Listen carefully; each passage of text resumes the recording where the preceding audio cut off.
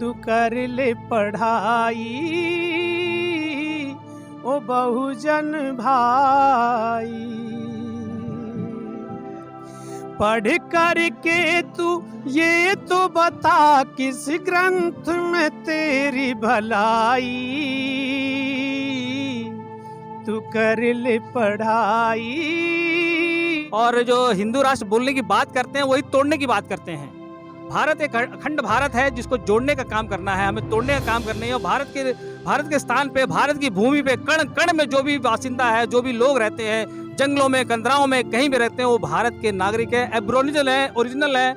उनका हमें हर किसी को उसका सम्मान करना चाहिए। किसी भी व्यक्ति को अपने हाथ में लॉ एंड ऑर्डर को लेने का अधिकार नहीं है सिवाय सरकार के। तो जो लोग इस तरह से कार्य करते हैं, सरकार के पास अपनी पावर है, संविधान के अनुसार उनके पास पावर है, शक्तियां हैं, उसका इस्तेमाल करके उनके खिलाफ एक्शन ले सकते हैं। चाहे वो व्यक्ति किसी भी धर्म के खिलाफ काम क्यों नहीं कर रहा हो, किसी की भावनाओं को ठेस क्यों नहीं पहुंचा रहा है, तो उसके लिए सरकारें हैं, कानून है, वो अपना काम करेंगे।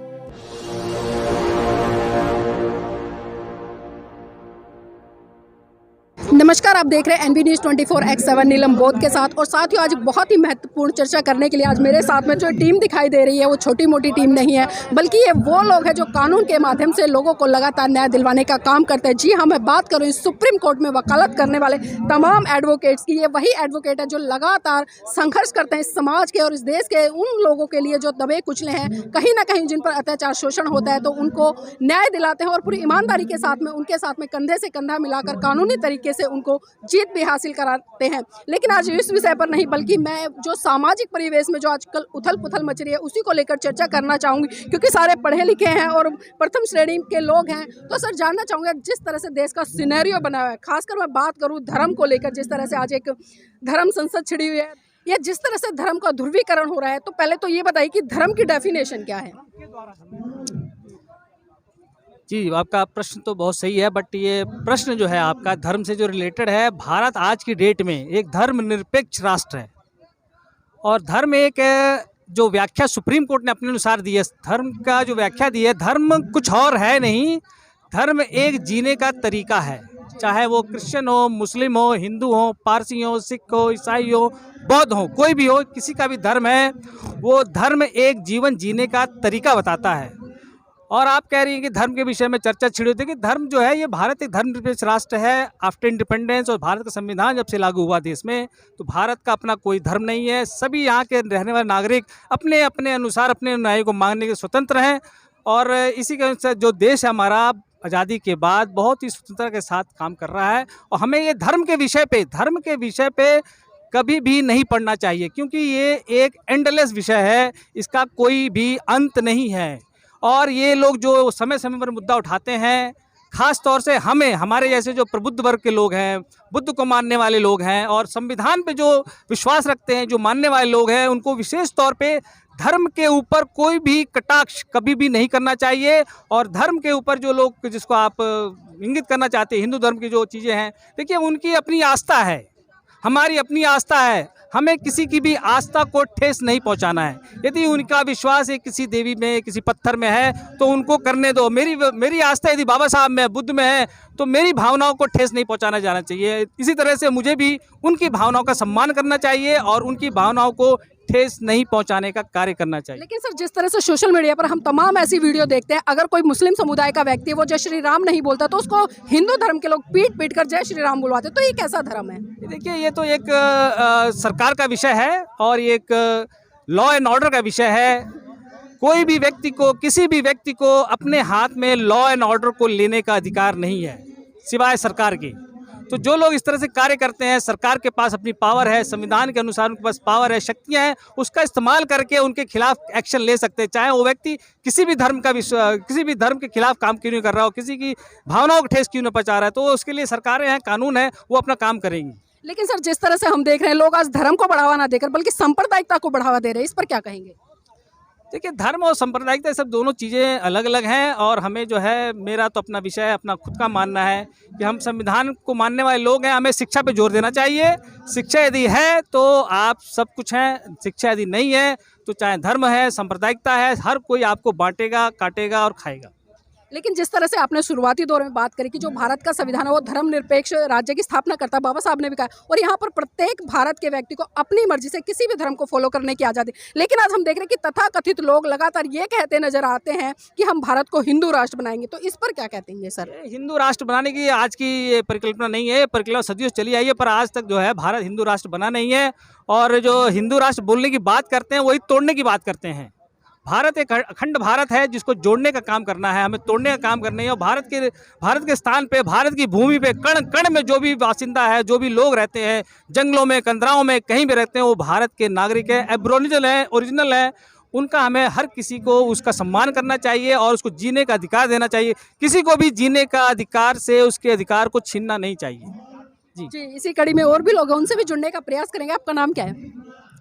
वैशाली नरियाला एडवोकेट। एडवोकेट वैशाली जी, जानना चाहूँगी, आप महिला हैं, खासकर भारत देश का संविधान या मैं धर्म की बात करूँ, दोनों में से आपके लिए क्या महत्वपूर्ण है? नहीं, मेरे सबके लिए, खासकर महिलाओं के लिए जो भारत का संविधान है उसी से ही हमें आज़ादी मिली है। आज जैसे कि मैं हूँ कि एक सुप्रीम कोर्ट एडवोकेट हूँ और एक आप भी महिला होते हुए एक आप पत्रकारक हैं, तो ये हमें सब बाबा साहब ने संविधान के थ्रू हमें ये हमें फ्रीडम्स जो दिए, हमारे जो अधिकार बाबा साहब ने जो संविधान में दिए, वो शायद हमें कहीं से नहीं मिलते, लेकिन संविधान ने हमें खासकर महिलाओं को सारी आज़ादी दी है और हर क्षेत्र में जाने का हमें आज़ादी मिली है संविधान के थ्रू। लेकिन अभी पिछले दिनों जिस तरह से जंतर मंतर पर प्रदर्शन चल रहा था हिंदू संगठनों का, वहाँ पर कुछ महिलाएं ये कहती नजर आ रही थी कि हम भारत देश के संविधान को नहीं मानते और भारत के संविधान में हमारी कोई आस्था नहीं, बल्कि जो हमारी जीवनचर्या है वो हिंदू धर्म ग्रंथ खासकर रामचरितमानस के तहत चलती। तो ऐसी महिलाओं के लिए क्या संदेश देंगे? ऐसी महिलाओं के लिए वैसे तो कुछ हम बोल नहीं सकते क्योंकि उनके सबका अपना विचार है, लेकिन उनके लिए बस यही है कि अगर वो रामचरितमानस उन्होंने पढ़ा हुआ है, अगर वो एक बार संविधान को भी पढ़ लें तो शायद उनके जो ज्ञान है वो शायद खुल जाएगी और उनको शायद ये ज्ञान प्राप्त होगा कि जो हम रामचरितमानस से हमें क्या मिला है और जो संविधान ने हमें दिया है वो शायद उसको पढ़ेंगी तो वो अच्छे से समझ पाएंगी कि हमारे लिए रामचरितमानस इतना अच्छा नहीं, इतना संविधान, क्योंकि सारे अधिकार हमें वहीं से ही मिले हैं। जी, इसी कड़ी में हमारे साथ में तुलीराम जी भी है, क्योंकि तुलीराम जी को लगातार हम हर सामाजिक गतिविधियों में देखते हैं और खासकर वो अपने गीतों के माध्यम से जाने जाते हैं। तो मैं आपसे आग्रह करूंगी कि हमारे दर्शकों के लिए भी कुछ ऐसा गीत सुनाएं ताकि उनके अंदर भी कहीं ना कहीं एक वैचारिक क्रांति उत्पन्न हो। जी जी, थैंक यू नीलम जी। पहली बात यह है कि मैं लोगों से यही कहता हूँ कि आप पढ़ लीजिए, आप किसी भी बात को इसलिए मत मानिए कि वो किसी बहुत बड़े विद्वान ने कही है या किसी शासक ने कही है या किसी ब्राह्मण ने कही है। आप उस चीज़ को तब मानिए जब वैज्ञानिक और प्राकृतिक दृष्टि पर वो जो खरी उतरती हो, तो उस बात को तब मानना चाहिए। और उस चीज़ का ज्ञान हमें तब होगा जब हम किसी भी चीज़ को पढ़ेंगे। सुनने से हमें ज्ञान नहीं होता है, इसलिए हमको पढ़ना चाहिए। हमको जो हमारे जो ग्रंथ हैं, जो हमारे हिंदू धर्म के ग्रंथ हैं, उनको भी पढ़ना चाहिए।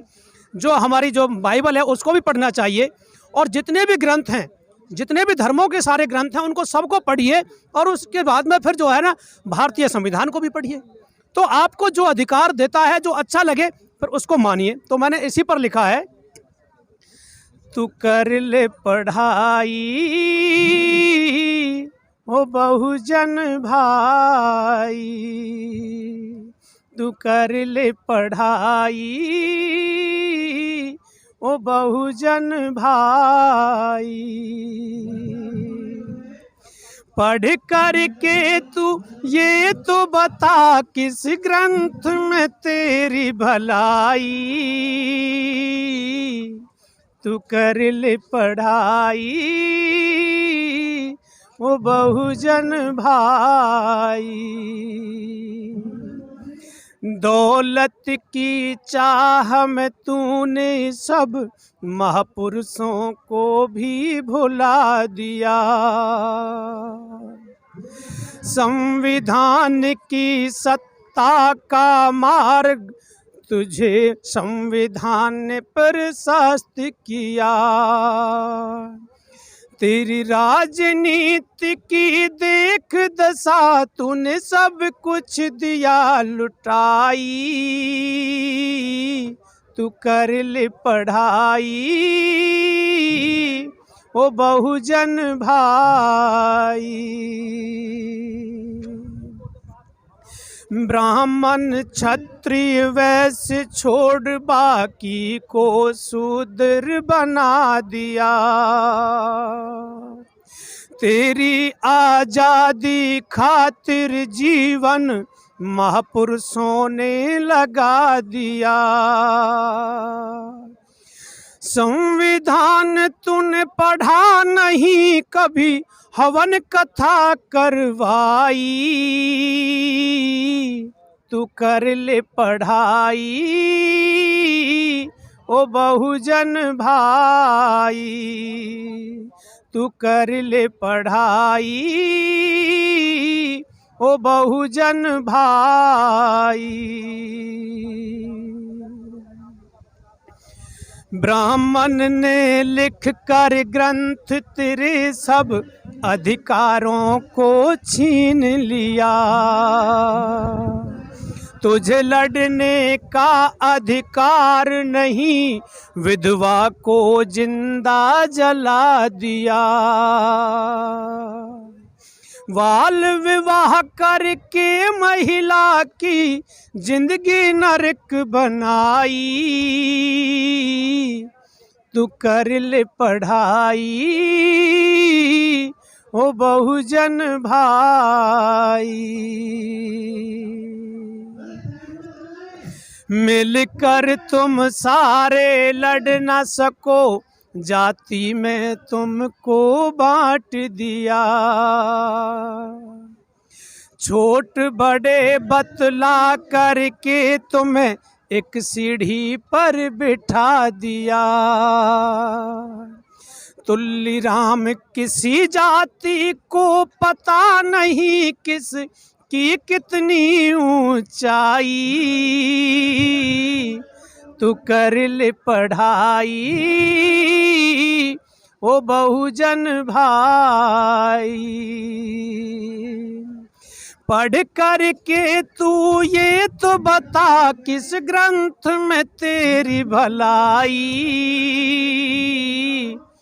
तू कर ले पढ़ाई